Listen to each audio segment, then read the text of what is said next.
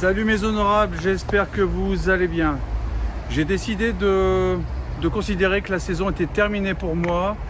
On est aux environs du 15 septembre et les journées ressemblent plus à des magnifiques journées d'automne. Une journée de chance par exemple ici dans les Hauts-de-France, plutôt qu'une vraie journée d'été. Ça fait plus d'une semaine qu'on a 7 degrés le matin, de la pluie, du brouillard, c'est catastrophique. Et les légumes manquent cruellement de lumière. Je vais vous montrer juste après mon raisin. Mon raisin semble mûr comme tu peux le voir. Habituellement déjà je le mange facilement 15 jours. Ça fait déjà 15 jours que j'en mange. Et là, cette année, bon bah voilà, ok, il a l'air mûr, mais quand on le goûte, on sent très très cruellement le manque de soleil. C'est une catastrophe, le goût est fade, je n'ai jamais senti un goût aussi insipide. Qu'est-ce que je pourrais te dire d'autre?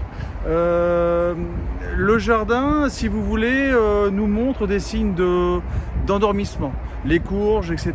commencent à disparaître. Oui, les courges apparaissent et puis les tiges disparaissent. Donc j'ai bien compris que pour elle aussi le cycle était terminé. Je dois aussi me battre pour redonner de la lumière aux légumes auxquels je veux donner de l'importance. Je vais te montrer un petit peu mes carottes. J'ai non pas mal calculé le timing, mais évidemment j'ai fait ce que je pouvais à une période où rien ne poussait. Enfin si, ça poussait, mais c'était dévoré quasiment instantanément par les chenilles, les limaces, les escargots, etc. On va essayer de redonner de la lumière à tous ces légumes. Parce que moi j'en ai discuté un petit peu avec des jardiniers sur la côte, ici autour de moi. Une date quasiment revient toujours le 1er novembre. À partir du 1er novembre, plus rien ne pousse. En tout cas chez nous, ici dans les Hauts-de-France. Et là en fait je pense qu'on a pris beaucoup d'avance. Je te montre aussi les choses à préparer parce que c'est pas parce qu'on met pas de... tiens, une libellule. C'est pas parce qu'on ne met plus de graines en terre qu'on va plus rien mettre en terre. C'est le moment d'aller sur les sites, de se renseigner, de sauter sur les occasions comme j'ai pu le faire avec des vignes que j'ai eu dans une grande surface à peine 7 € je crois, donc j'en profite. Maintenant on va planter certainement ou commencer à sélectionner des arbres fruitiers, etc. Voilà, allez, on fait un petit tour de jardin, je te montre ça.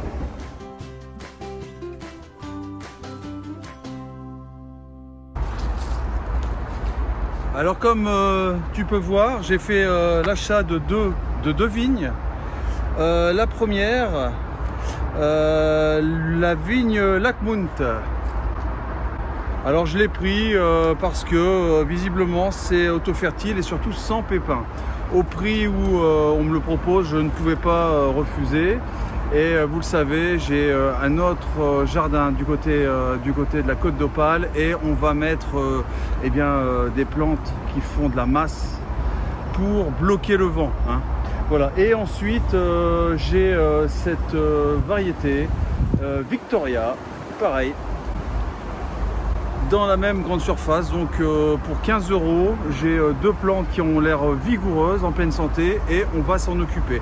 On ne met plus de graines, en tout cas moi je ne mets plus de graines de salade, de radis, etc. C'est terminé, je jette l'éponge, mais par contre je commence à me renseigner sur les végétaux de type fruitier.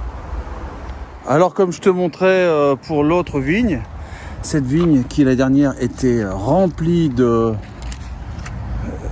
raisins, cette année je ne dis pas que c'est catastrophique, mais il n'y en a pas et surtout on voit que ça ne mûrit pas.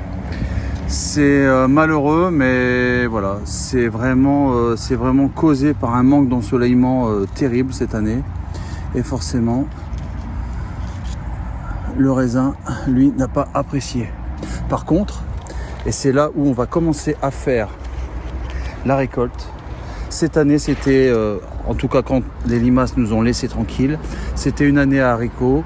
On va récolter encore une fois des haricots orteils de prêcheur ensemble. Et je vous montre de quoi ça a l'air.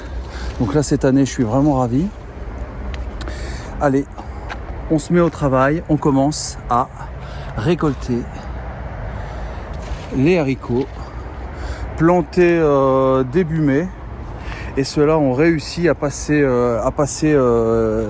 l'attaque frontale des limaces.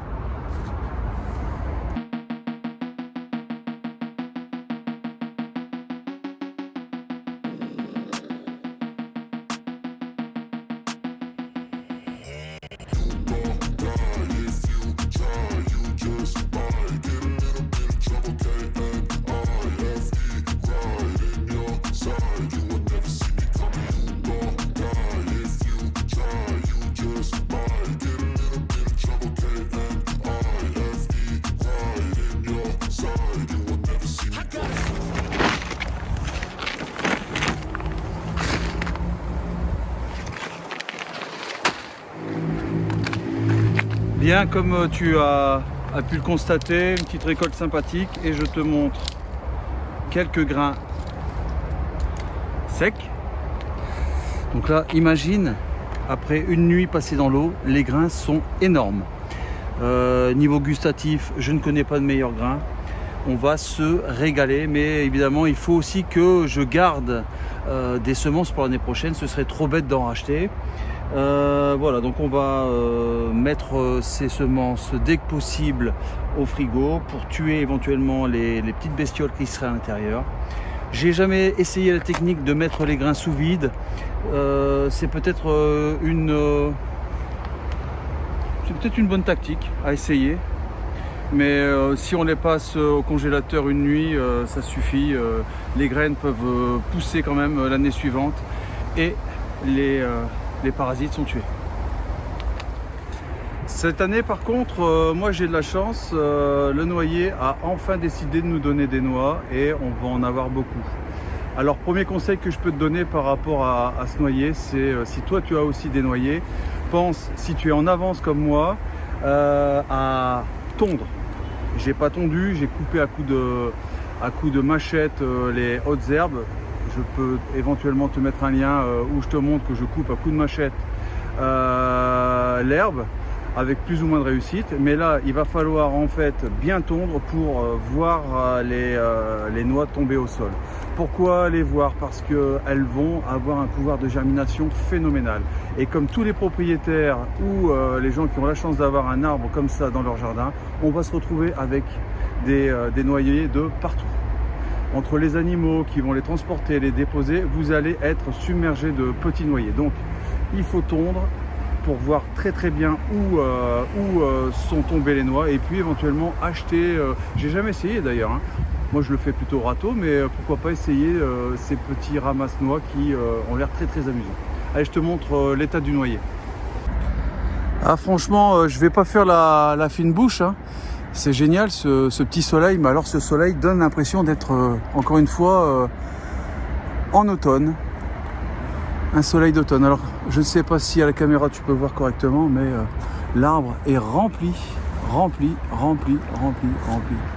Et ce serait vraiment malheureux de ne pas profiter de cette aubaine. Alors je te montre vite fait, tu vois, la noix est à l'intérieur. Hop, tu vois, la noix est dedans.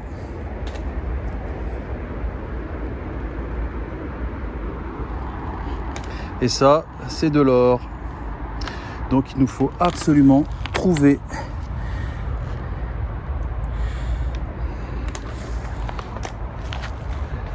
les noix tombées au sol. Et là, comme tu peux voir, aujourd'hui, je vois rien.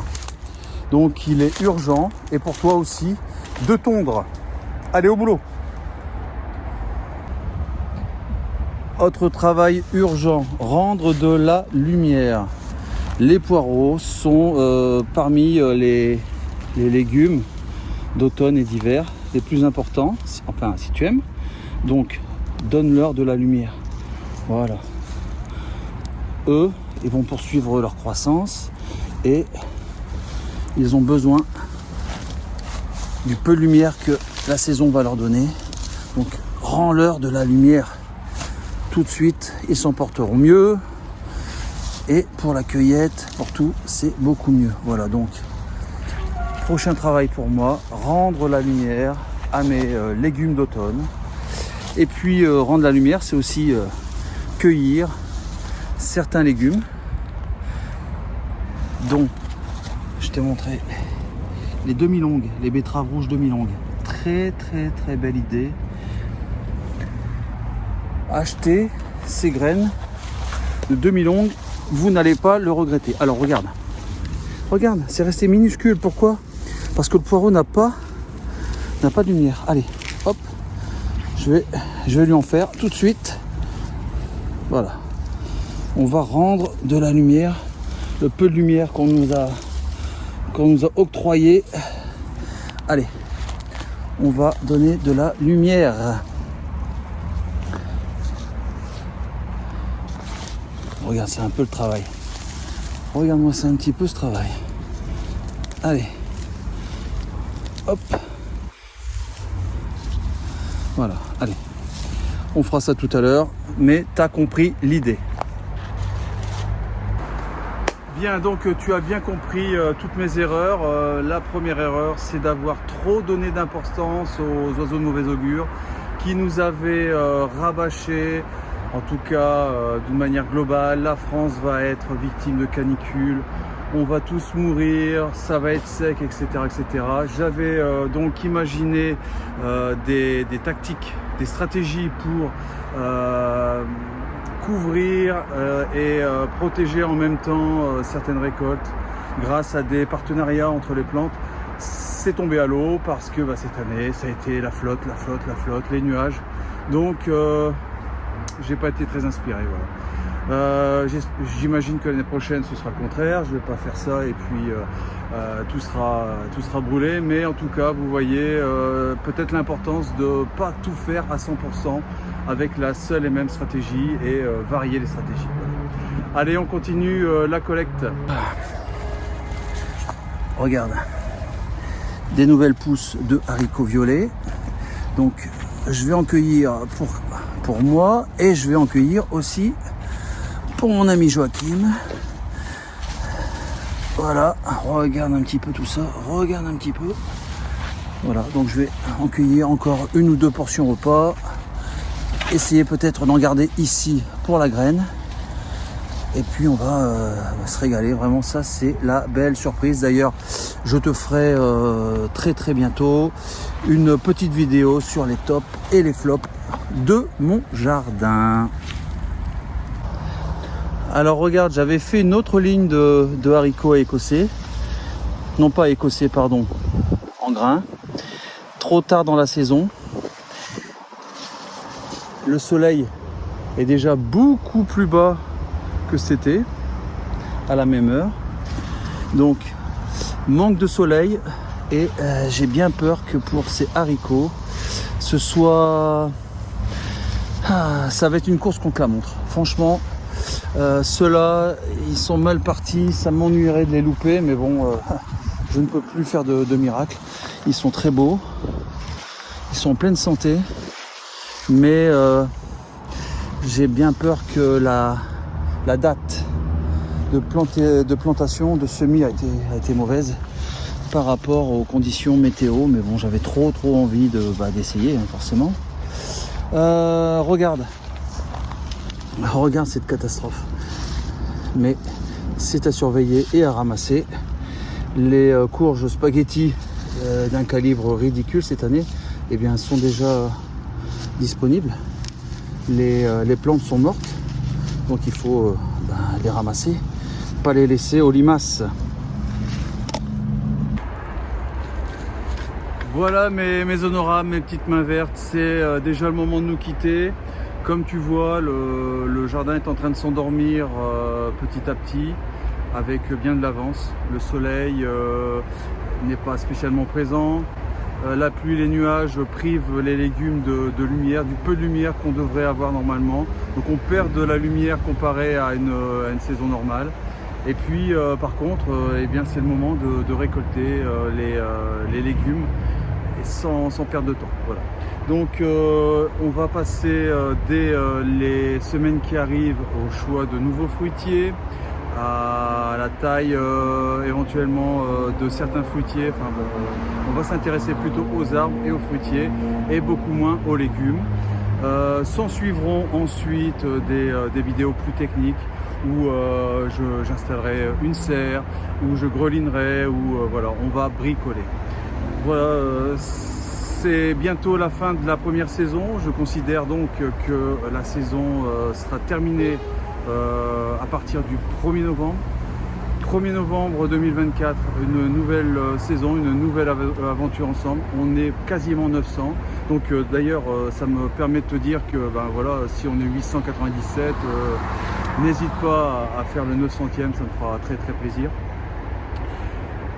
C'est pareil, si tu apprécies les contenus, j'ai pas toujours forcément les bonnes idées, envoyez-moi des messages, donnez-moi des idées, demandez-moi mon avis, j'ai envie de discuter avec vous.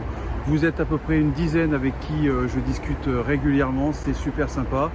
Évidemment, je ne pourrais pas faire ça avec les 1000 abonnés, mais en tout cas, ce serait cool qu'on ait éventuellement, dès la deuxième saison, eh bien, des vidéos en direct. Pourquoi pas, je ne sais pas encore le faire techniquement. J'apprends seulement depuis peu à faire de la vidéo pour vous, mais éventuellement, ça peut être une idée. Si l'hiver et l'automne sont à l'image de cet été, ça risque de faire froid et on va pouvoir se parler bien au chaud. Je vous embrasse, je vous dis à très très vite. Portez-vous bien.